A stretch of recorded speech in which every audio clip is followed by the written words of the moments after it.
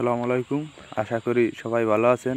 আজকে দেখাবো কিভাবে ময়লা কাপড়ে বা যে কাপড়ে তিলিয়া বা বিভিন্ন ধরনের দাগ পড়ছে, সাবান বা গুঁড়িতে ওঠে না, সেই কাপড়ে কিভাবে উঠাবেন। প্রথমে একটা পাতিল নেবেন, তারপর এরকম একটা কাপড়ের জন্য 1 মগ পরিমাণ পানি নেবেন। 1 মগ পরিমাণ পানি নেওয়ার পর তারপর 100 গ্রামের মতো ব্লিচিং পাউডার নেবেন। নিয়ে আমার মতো এভাবে চামচ দিয়ে তারপর পানির ভিতরে 2 মিনিট রাখতে হবে।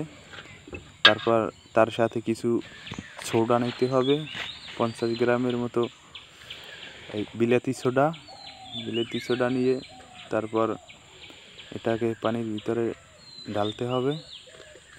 ঢালার পর আমি ঢালতেছি, তারপর এই চামচটা দিয়ে ভালোভাবে নাড়তে হবে। নাড়াচাড়া করলে খুব সুন্দরভাবে নাড়াচাড়া করতে হবে। সুন্দরভাবে নাড়াচাড়া করে যতক্ষণ না এটা দুধের মতো পানিটা সাদা না হয় ততক্ষণ পর্যন্ত নাড়াচাড়া করতে হবে।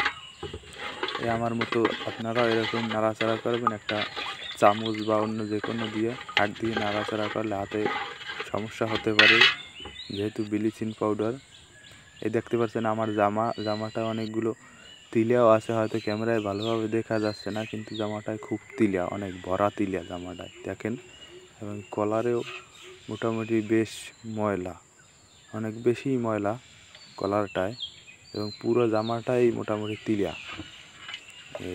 এখন জামাটা আমি এটার ভিতরে ভিজাবো। এরকম ভিজিয়ে কিছুক্ষণ নাড়াচাড়া করতে হবে।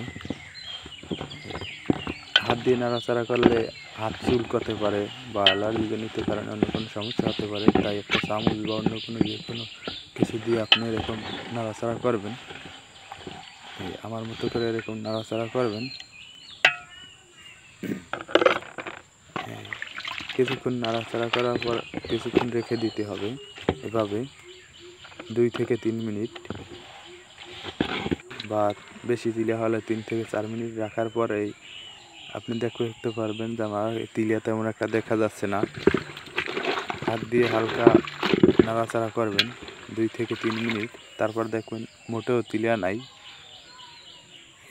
একদম পরিষ্কার হয়ে গেছে স্বাভাবিকভাবেই। এবার আমি এটাকে ধৌত করব। তাদের পুকুর আছে, জলাশয়, সেখানে ধুতে পারেন। ধন্যবাদ সবাইকে।